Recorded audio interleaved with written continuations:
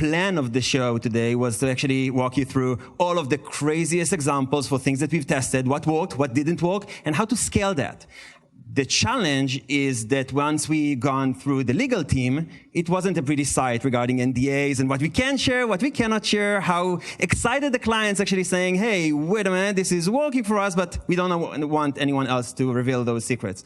So what basically we try to do is trying to say, okay, what is the type of value that we can deliver you, how we can give you the best practices, how we can give you kind of the principles of what actually helped to those category leaders to dominate their market, and using the examples of not the category leaders, but of our other clients of ours that are allowing us to share that data.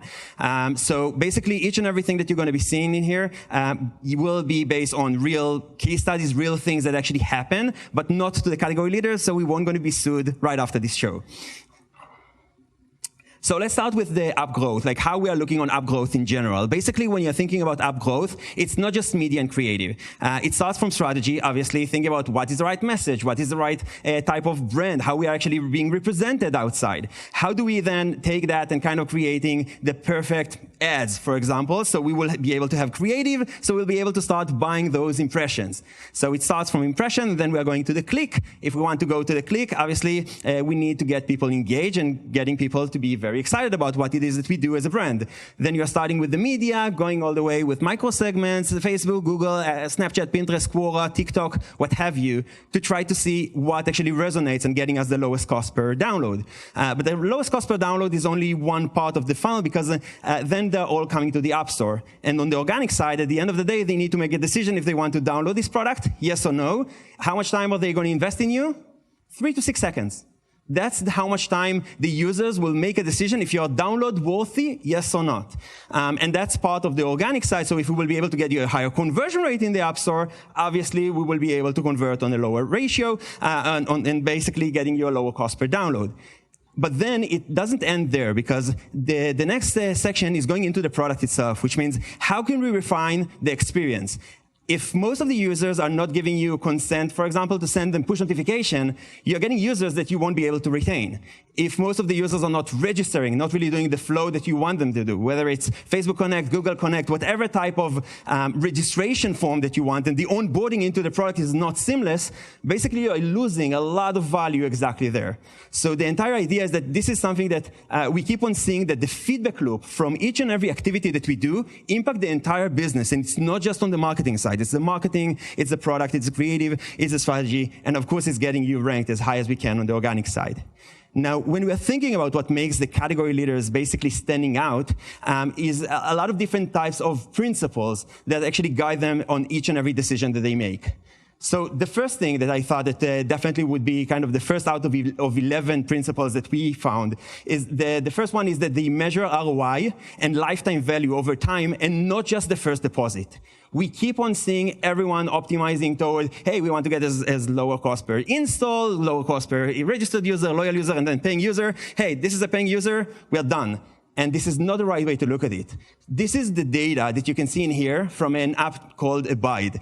Think about it like Calm Competitor, just about Catholic type of content to get you relaxed instead of getting you yoga type of, or meditation type of kind of content. So basically in the first week, if you're looking on that, and this is real data. So on the first week, they saw 20 users that are actually, again, from let's say thousands of downloads, they saw 20 trials start. Is it a good, bad, what is the percentage rate, how do we calculate it? And then if they're thinking that this is the entire value that they are capturing, this might not be a good solution for them. Maybe we're trying to get them the wrong type of users. But then exactly after a week, once you're actually looking on the data and when we're actually analyzing the data, in here, you can see that after a week, the same week was actually getting them 30 users that were actually converting. Then the week after that, they had 80 that actually converted. The week after that, 110, and the week after that, 140. Now, what I'm trying to say is that exactly on the same period, if you're measuring it, let's say that we brought you users from Monday till Monday. If I'm only measuring the time that they had from Monday to convert, I'm missing out on the bigger picture. Because if I'm giving them another month to actually see how those users are behaving, you are seeing in here an example of 7x higher ROI than what I would try to estimate if this is the right campaign for me or not. So basically, there are a lot of things that are related to late conversions that are very, very meaningful. And this is just another example with another client of ours. If you're looking on the spend and how we are basically capturing the data, it's very interesting. So you always want to compare yourself compared to the previous week. And the challenge with that is that if you are trying to compare week over week performance, and I'm trying now to see how was I doing 3 weeks ago, those users had 3 weeks basically to convert. So it's not a fair comparison compared to the week that I've just finished. The numbers will always look worse than compared to the previous time, just because those users had much more time to convert. So the question is, how do you measure that? And when we are looking on it, we are doing that in a very simple way. The first way is that basically in here, you can see that we have week over week, every week we are capturing what were the results for exactly the same day. Let's say Monday, 8 a.m., getting the data, holding it back and saying, okay, this is what we actually had. So we can actually see, okay, are we doing better or not? Like, what is the cost per install? What is the cost per activation? How many of them actually started a trial? We can see exactly analyze the results compared to exactly the same period last week. But this is not the entire value that's being captured, because if you want to see the value, look at the quarter to date. Even though that I'm seeing in the first week 3% of the users that are actually subscribing, after a quarter, I'm seeing 6.1% of users that actually subscribe. Which means I'm only capturing in here half of the value that I'm getting on the same week.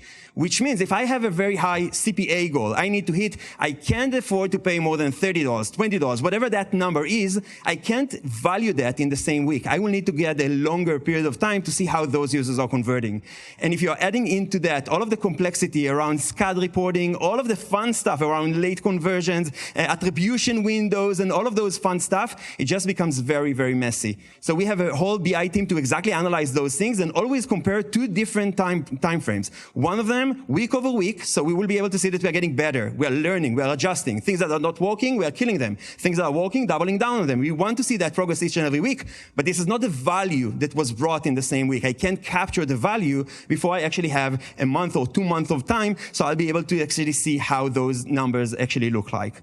So that's something that really enables us to scale very, very significantly with our clients, because basically with this cost of $37 to get someone to subscribe to your app, it might not really make sense. But if I'm looking on past data and I'm seeing that, hey, it will actually get down as the time goes by to around $18 for the exactly same type of users, now it makes sense for me to buy whatever I can on those channels, because this is a really, really good ROI for us. So analyzing that is really, really important, and that's one of the keys to make sure that you can scale effectively and keep on measuring each and every part of the funnel. Another principle that the category leaders are definitely doing is that they always think global. They're thinking global, just like anyone else, but they're optimizing on a very, very local base, which means if you're doing kind of the local versions, this is a great example that we've done for Google Maps after iterating like, I think 17 versions or something like that, just to A/B testing so many different verticals and how to actually tell their story in the best possible way. In here at the end, we kind of chose, you can, basically if you're using Google Maps, you can go by foot, by car, by bus, by bicycle, no matter how you go with Maps. That was kind of the theme. You know, in here, all of the brand colors and all of the things like that. And at the end of the day, it just converted much better than any other version. Now, when we've done that and when we actually went through this process, we saw that we need now to start localizing it. So the US market was the biggest one to actually A/B test and actually getting the main thoughts of what actually works, what doesn't work. But then we need to start localizing it. So the US and the UK, you can see that it's exactly the same ethnicities of the different people, but the landscape behind it is very, very different compared to the one in the US. Even the colors of the buses and all of those fine details to show, again, that this is a very local app for the UK. But when you're thinking about it, it's not just ending there, because even though that both of them are English-speaking countries, you can see that in here, the messaging is much shorter, because the time spent in the UK is very different than the time spent in the US. So when you're actually optimizing it and you want to see that you're getting the best possible conversion rate, those are the type of things that you definitely want to drive deeper and deeper, and making sure that you will be able to optimize each and every cent of, especially again, with a big app like that.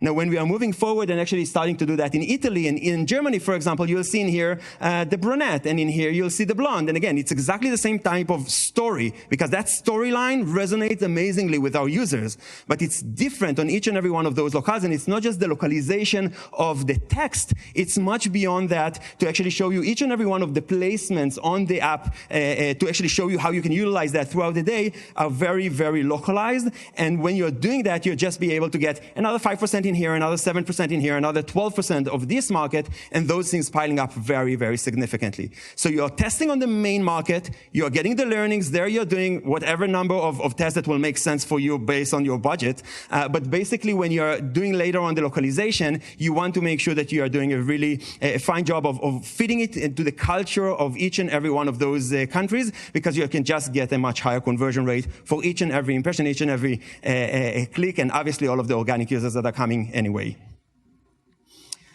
The next part is around the category leaders. Basically, they always invest in short and long-term plans. They are not just investing in here and now. App Store optimization is a great example for that. App Store optimization, for example, usually takes 3 to 6 months to get indexed for the right keywords, the phrases, all of the things that you can actually capture.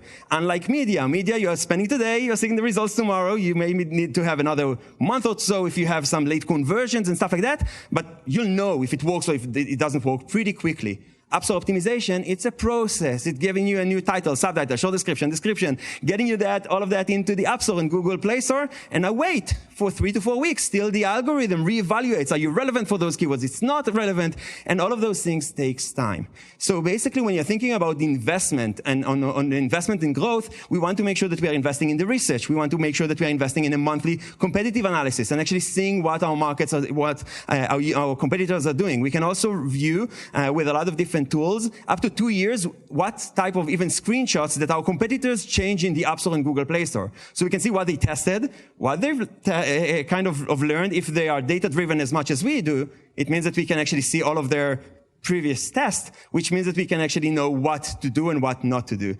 The same thing goes for the product marketing iteration phrases and basically getting each and every one of the onboarding right and making sure that we are maximizing each and every dollar that we are spending on the product. The tracking all of the thousands of keywords and phrases. It's something that you're investing today. The value could be very, very significant, but not necessarily each and every month that you're actually doing it. Sometimes you'll explore amazing things. Sometimes it will be, okay, no big news. Some changes and stuff like that we can learn, we can see, but it's not something that is really groundbreaking.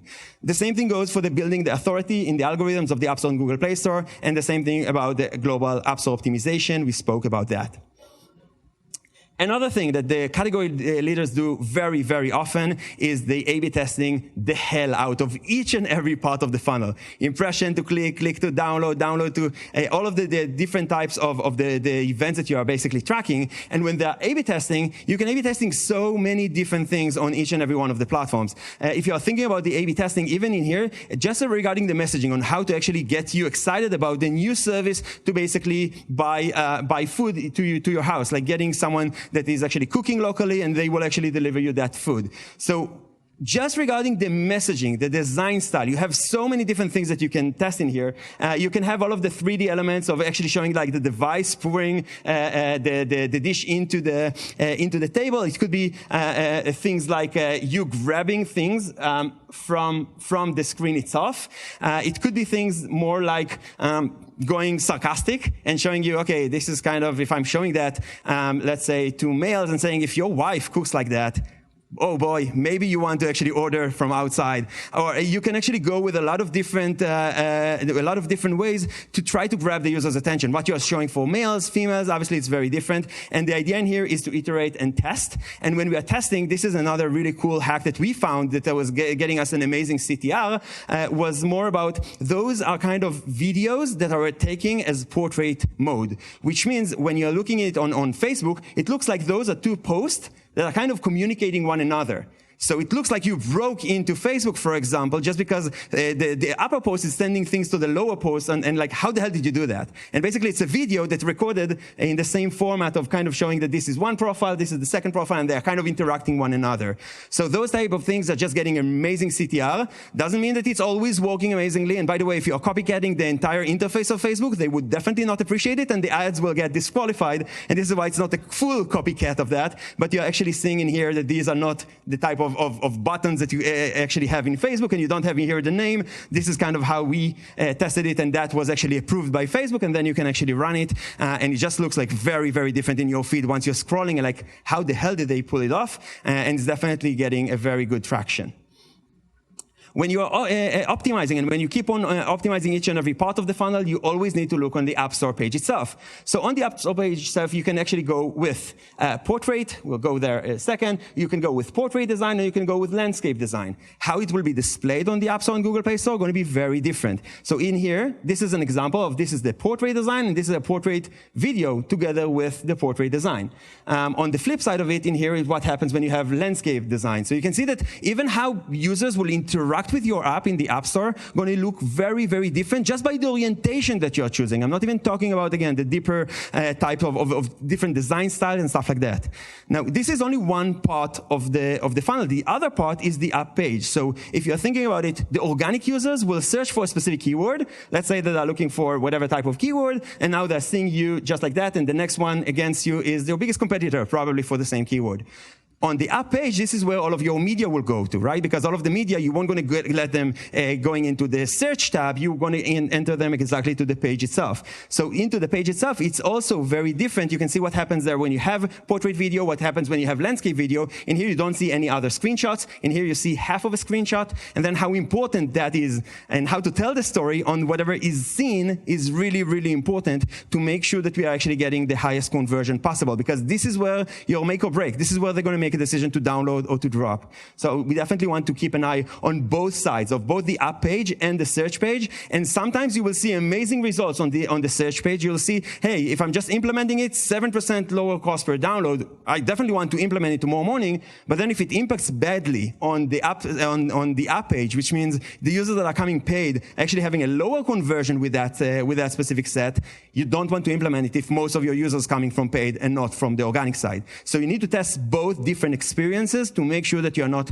missing out on evaluating, is that a better set for me or not? And there are a lot of ways to actually test it and make sure that we are going in the right direction on both the paid side and the organic side. But that's just something that a lot of companies are just disregarded, saying, hey, this is sets of screenshots, this is the new brand guidelines, let's go with that, and that's it.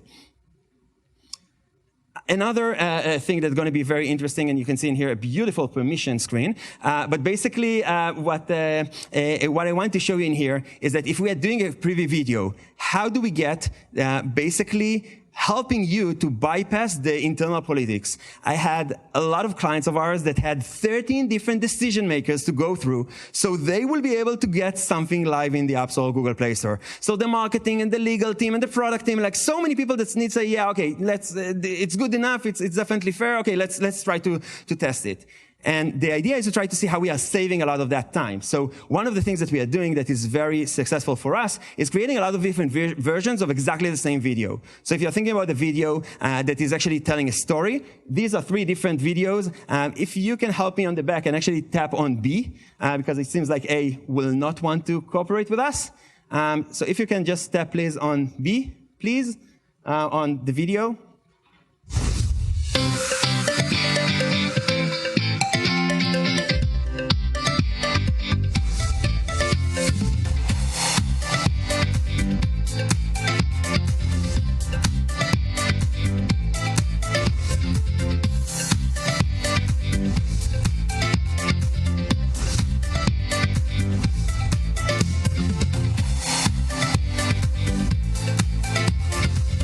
So this is a preview video that we created for TLC Go, and when we created that, we created 3 different versions of that. This is the actual version that actually starts from 5,000 episodes that you can actually watch if you're going to download the app. That's how it starts.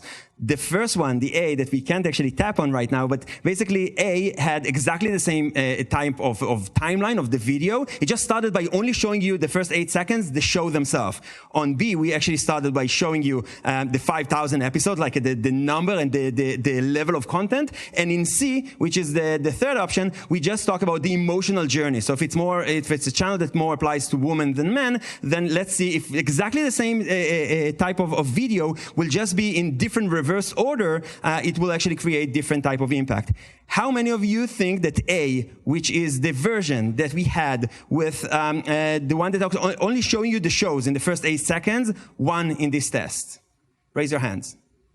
If A won the test, which means, again, we have the shows in the front, the shows of the TV channel.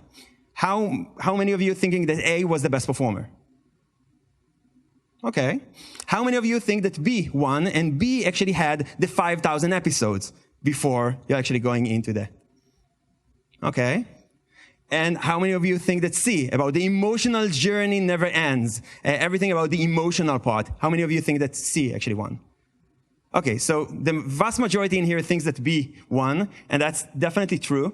The fact that we are talking about the number of quality content that you have within the app was the most pressing thing for users to actually come in and download the product. And just so you'll know, in here, this type of conversion rate, B is basically the winning version, but it's not 36 compared to 31, because if you're thinking about the conversion rate in the App Store, it's 16% lower cost per download. That's the difference between one and the other, because at the end of the day, all of the users need to convert within the App Store. So getting you a 14 or 16% lower conversion rate just by flipping the order of that video, because 50% of your users, and again, we are tracking each and everything, you can see in here that after 8 seconds, 50% of your users already churned. They won't going to continue seeing what happens post those 8 seconds. So how you are telling that story in that 8 seconds is so critical to get you the highest possible conversion rate. So exactly in the same type of structure, you can create one video that maybe it's a big production, creating it, content, rights, all of those things. Again, it's a headache. But once you are doing it and you are creating a few different versions, it's much easier to get it approved within all of the political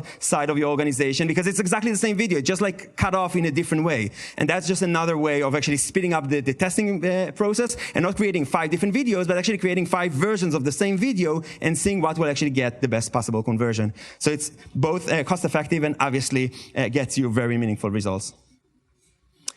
Another one of the things that is very important and very kind of critical when you're thinking about a brand that is one to kind of keep on being there and being in the front, that they need to take bold actions. They need to kind of be on the line. You need to test the things that are not that standard. If you want to basically be talked about, obviously you want to make sure that you're doing things differently. So just for example, with a new brand that we entered to London, for example, we changed in again, different types of assets. We changed their huge Ferris wheel that they have. We changed it to a rectangle, for example. And that took people like, what the hell? Like how the hell? What happened there? When you think about London Eye and actually turning it to this type of a shape. Thinking about again, the stakes are too high and actually showing a cow looking at you, very non-standard, right? When you're thinking about ads, this is the best performing ad on TikTok that we had for Shopkick in 2021. If you can just tap on the play button, please. Because in the ticker, I can't do that. Don't you sometimes just get sick from wanting to buy stuff easy and quick?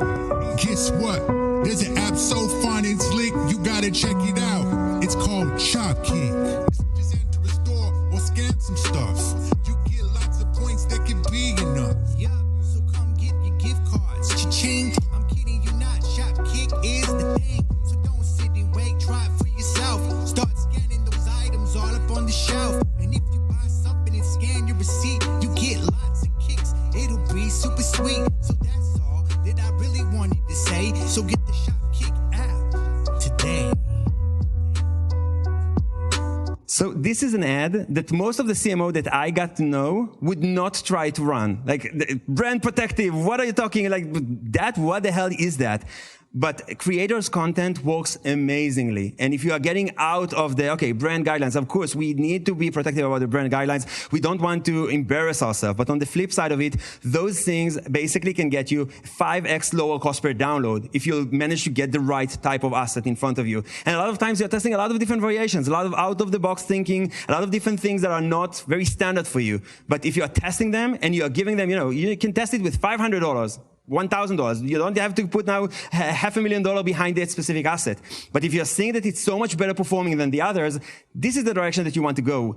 And basically, your users are kind of showing you the path of what they're engaging with, so we will be able to get a better messaging, a better design style, and basically entertain our users. Because if they will be entertained by us, and they would love our content, they would love our brand, that will actually go very far away. Now it works. Alrighty, so another point that is very critical.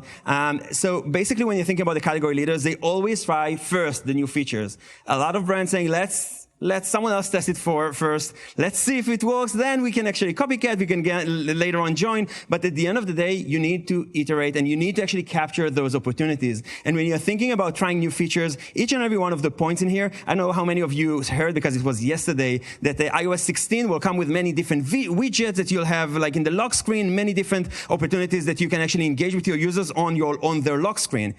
Whoever will be in here innovative enough, talk to their product team and actually come up with a cool widget to actually be in the front of the user will win a huge ticket there.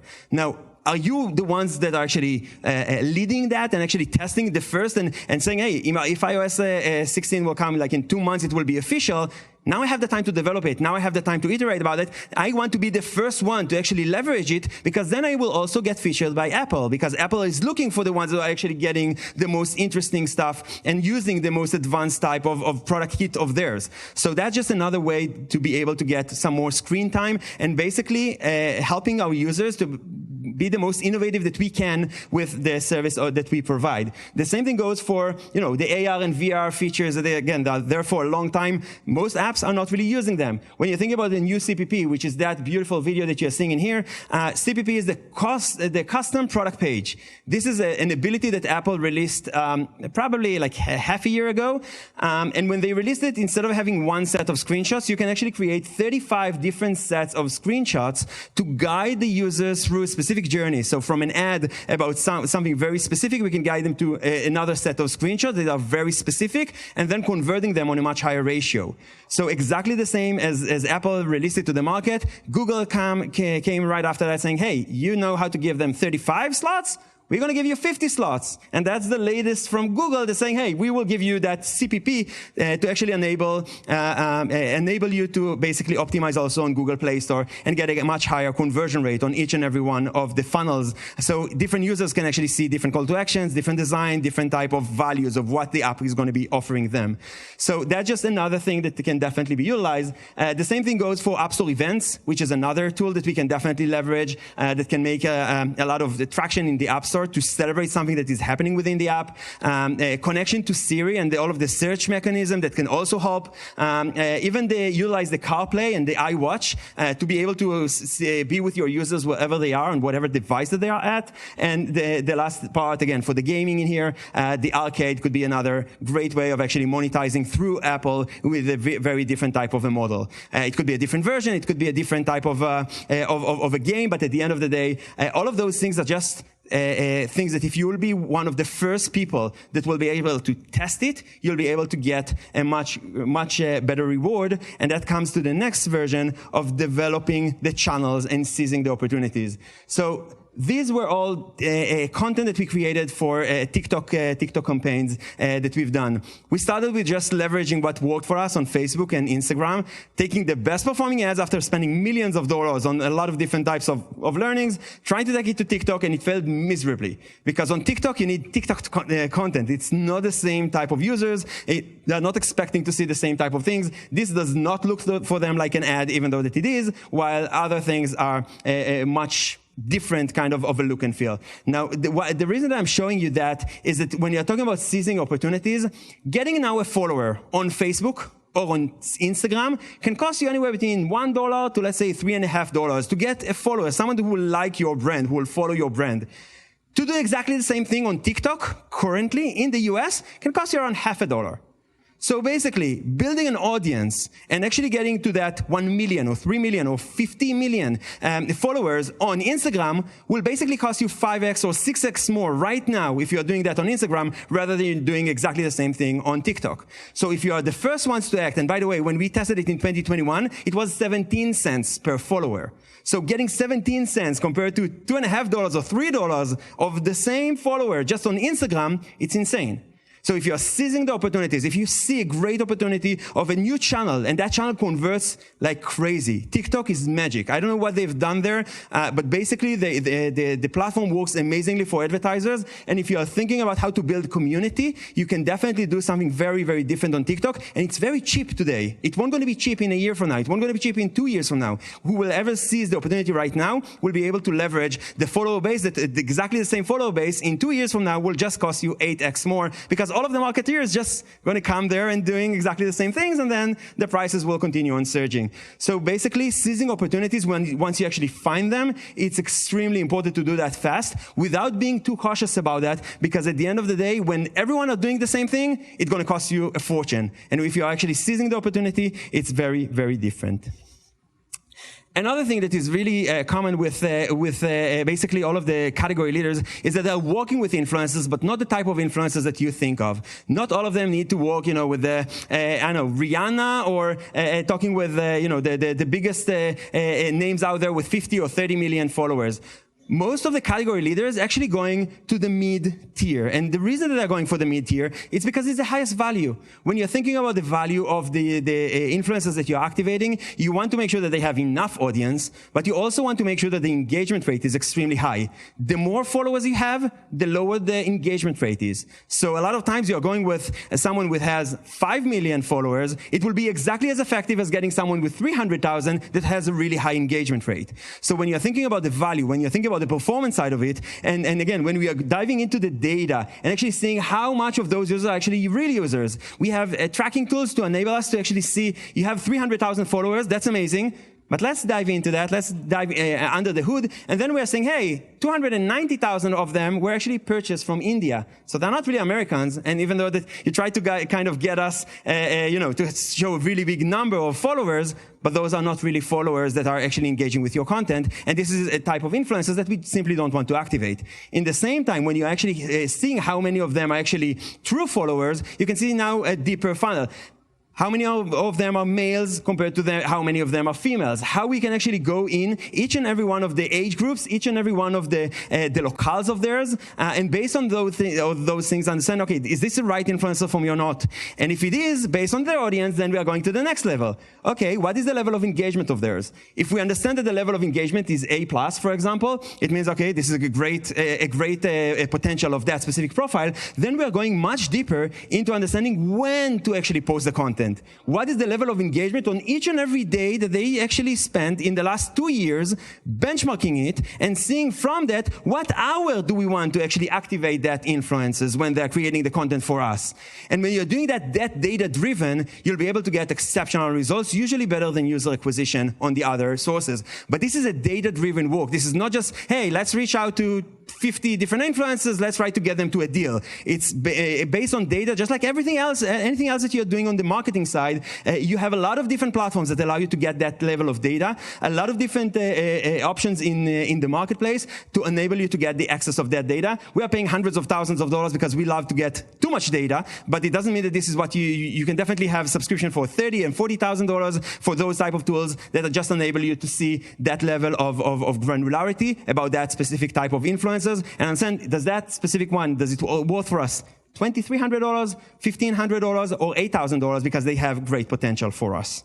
So that's just another thing that is definitely important to mention. I have 2 more slides left. Basically, the 2 other principles that are definitely meaningful is a holistic, organic, and paid strategy approach. And it sounds very easy, and it's not. Who is in charge of the ASO in the company? Who is in charge of the creative? Who is actually in charge of the creative optimization? And who is in charge of the media? Different people. And each and every one of them has different goals. The quickest example, if we're getting a better cost per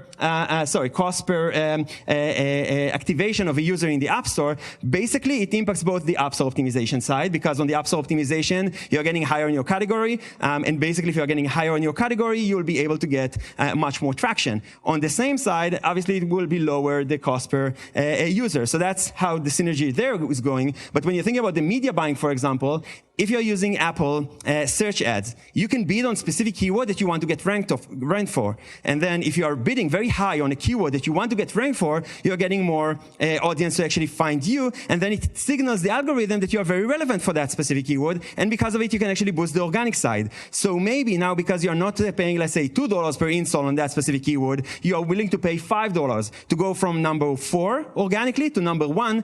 It could be a huge surge of more volume that you can capture but then it won't going to make sense for the media guys. The media guys will say, why do we want to put $5 per install on that specific keyword? It doesn't meet our benchmarks on getting, I don't know, the cost per subscriber, for example. But on the organic side, you can actually earn another 20,000 organic users that are coming each and every day, because now you're ranked number 1 for that keyword. So there are a lot of different synergies in this specific quest, and you need to make sure that you're looking on it holistically and not just looking on it in a way that basically is very siloed on each and every one of those sections.